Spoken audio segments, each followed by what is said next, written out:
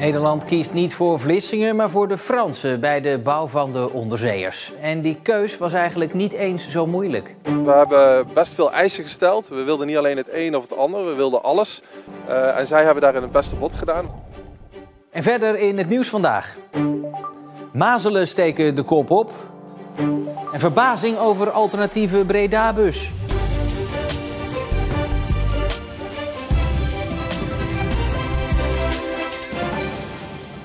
Goedenavond. Na jaren van speculatie en gelobby is vandaag officieel bekend geworden wat we eigenlijk al een tijdje wisten. De 4 onderzeeërs voor de Nederlandse marine worden gebouwd door het Franse Naval. En niet door de Zweeds-Nederlandse combinatie Saab-Dame. Zij hebben een offerte ingediend naar de hele strenge eisen die we hebben gesteld en de zorgvuldige spelregels die we hebben opgesteld. Hebben zij het beste bod gedaan. Dus de beste boot voor de beste prijs en een hele stevige Nederlandse participatie.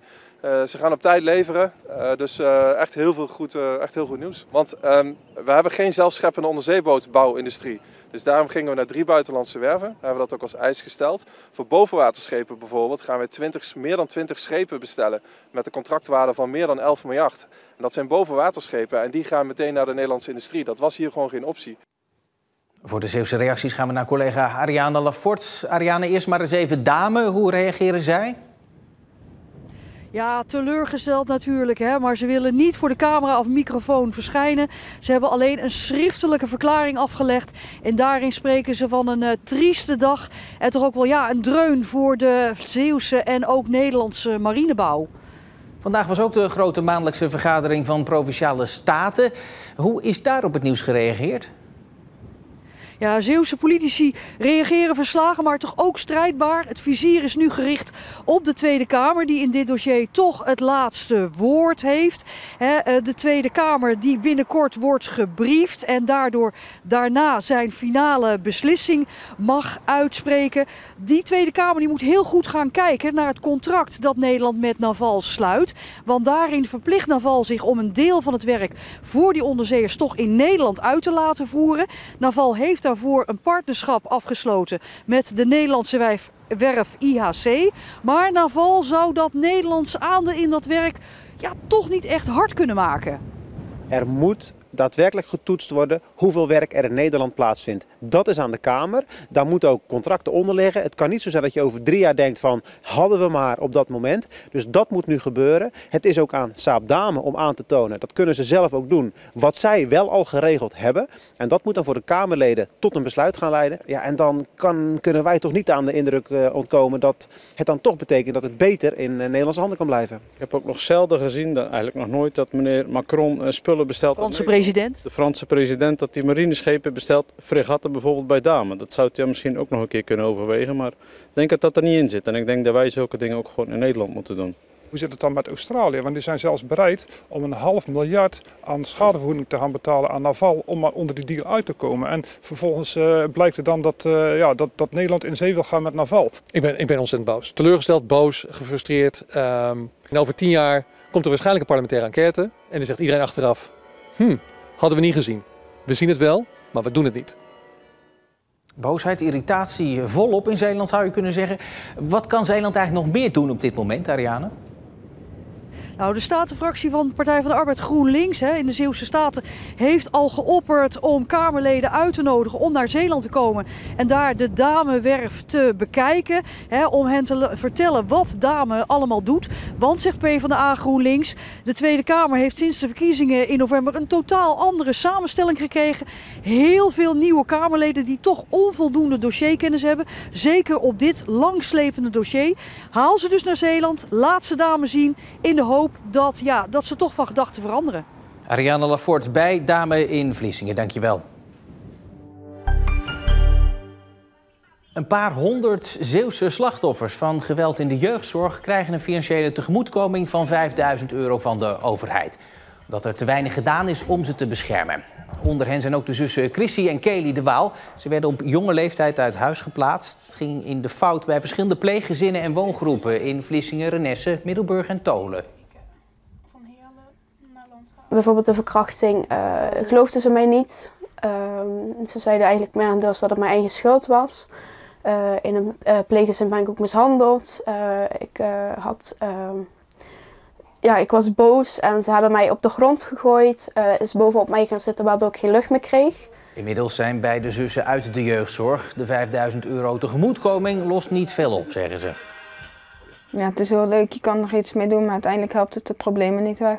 In Zeeland zijn 353 claims toegewezen. Dat is het laagst van heel Nederland. Voor het eerst in ruim 10 jaar zijn er waarschijnlijk weer mazelen in Zeeland. De Ichterschool in Vlissingen heeft ouders en leerlingen laten weten dat er een kind besmet is. Een huisarts heeft de ziekte vastgesteld, maar een laboratorium moet de diagnose nog wel bevestigen. Mazelen kan in het uiterste geval zelfs dodelijk zijn. We praten nog even over verder met verslaggever Marieke Kerklaan. De eerste uitbraak, Marieke, sta jij daarvan te kijken? Nou, eigenlijk niet, want Zeeland is nu eenmaal een heel kwetsbaar gebied. Het was al uitgebroken in Eindhoven, dus het was eigenlijk wachten totdat het hier zou komen. En hoe komt dat dan? Ja, je kunt je er tegen vaccineren, maar dan moet je dat natuurlijk wel doen. En dat gebeurt al jaren eigenlijk te weinig hier in Zeeland. 95% moet de vaccinatiegraad zijn om iedereen te kunnen beschermen, hè, die zogenaamde groepsimmuniteit. Daar zit Zeeland ver onder, 10% het gemiddelde. En in sommige gemeentes, zoals bijvoorbeeld Rijmerswaal, Borselen en Tolen, ligt dat een stuk lager. En mazelen zijn heel gevaarlijk. Tijdens de laatste mazelenuitbraak hier in Zeeland in 2013 is er een 17-jarig meisje uit Tolen overleden. En die lage vaccinatiegraad, is geloof dan de oorzaak daarvan? Geloof speelt zeker een rol, zeker hier al de afgelopen jaren. Maar wat je de laatste jaren ook ziet, ook in andere gemeentes waar dat geloof niet zo'n grote rol speelt, zoals bijvoorbeeld Middelburg, is dat ouders uit overtuiging geen vaccinatie nemen. Bijvoorbeeld ook niet tijdens de coronacrisis. En zij vaccineren uit overtuiging dus ook nu niet hun kinderen, omdat ze vinden dat het lichaam zelf een weerstand moet zien te creëren. Nou ja, dat vertaalt zich dus inderdaad in die lage vaccinatiegraad. Marieke, dank je wel. Veel buslijnen die geschrapt zouden worden in Zeeland blijven toch bestaan. Dat liet de provincie gisteren weten bij de presentatie van het vernieuwde OV-plan.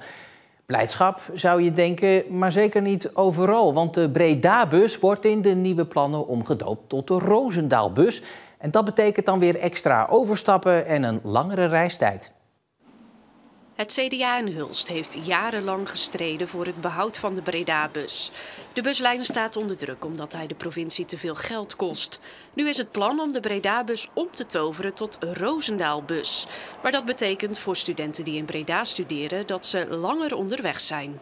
We kunnen het allemaal wel leuk verzinnen ook met z'n allen. Maar die student die moet er gebruik van maken. En op het moment dat die student niet kan terugkomen naar Zeeuws-Vlaanderen en letterlijk de binding verliest, hebben we als regio echt een gigantisch probleem. Provinciebestuurder Harry van der Maas maakte gisteren een aangepast OV-plan bekend. Na protesten kwam hij terug op het plan om een aantal buslijnen te schrappen. De Breda-bus verdwijnt volgens hem niet, maar krijgt een andere invulling. Nee, hij verdwijnt niet, maar gaat nu naar Roosendaal. En dat is keurig voor de reizigers die verder willen, vanaf Roosendaal richting Rotterdam. En degenen die naar Breda gaan, die pakken daar de trein naar Breda. Maar reizigers maken zich toch zorgen. Ik baal ervan, want dan ben ik echt heel lang onderweg naar Breda. Dan moet ik in Roosendaal nog eens de trein nemen naar Breda. En dat kost veel meer tijd dan dat je vanaf Hulst gelijk naar Breda kan. Het CDA heeft de komende weken nog de tijd om te reageren op het plan. Daarna worden de definitieve stukken opgesteld. Samen doe je meer als alleen, hè? Honderden vrijwilligers en Gijs Boris zijn vandaag en morgen actief in de provincie voor NL Doet. De vrijwilligersactie stimuleert mensen om de mouwen op te stropen in hun buurt. Zo ook in Oud-Vossemeer bij de zorgboerderij, waar ze nog wel wat hulp kunnen gebruiken. Zeker weten, zeker weten. Schiet even op hè, met de klusjes dan. En die klusjes bestaan uit het verwijderen van onkruid, het schoonspuiten van sneeuwwitje en het bouwen van een nieuw kippenhok. Lukt het? Nou, dit is een uitdagend karwei. Even zwoegen, maar dan heb je ook wat. Nog niet alles is klaar trouwens, maar dat is niet erg, want ook morgen zijn de vrijwilligers nog in de weer. Piet van der Vlies is 51 jaar bestuurslid bij Tolense Boys. En daarmee is hij een van de langstzittende bestuursleden van Zeeland. Stoppen, daar denkt Piet nog niet aan. Eerst wil hij nog bepaalde zaken voor elkaar krijgen voordat hij het stokje gaat overgeven aan een jongere generatie. Kom aan, mannen.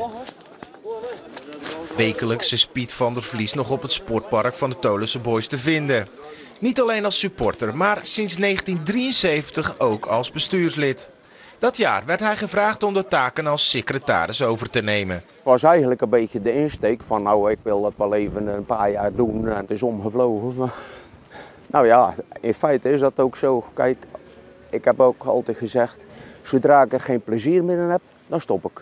Dat moment is nog niet gekomen, want nog altijd steekt Piet zo'n 20 uur per week in zijn bestuurlijke functies. Hey Piet. Hoe is het? Hey. Dag Louis. Hoe is het? Ja, goed.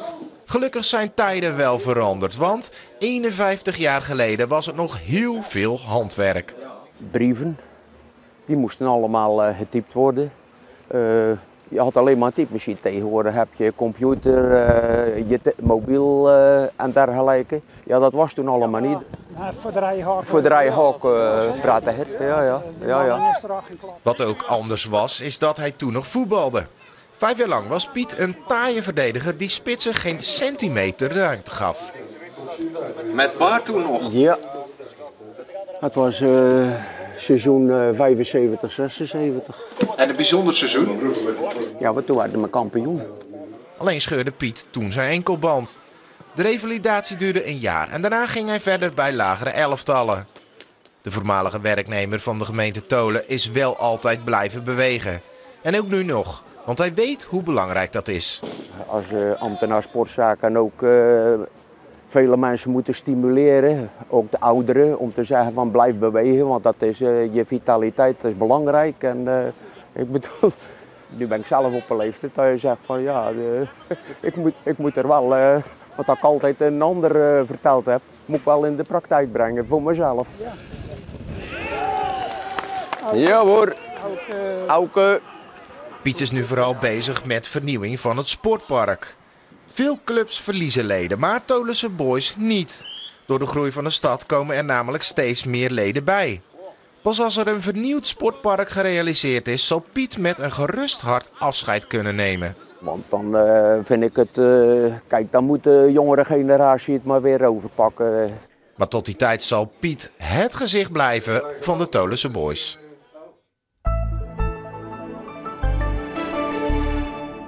Samengevat een tamelijk bewolkte dag met vooral landinwaarts een paar lokale buien. Er was ook wel zon af en toe en dat was met name aan de kust. Morgenochtend dan blijft er nog kans op een bui. Daarna wordt het droog, flinke zonnige periode dan. Morgenavond staat er dan maar weinig wind.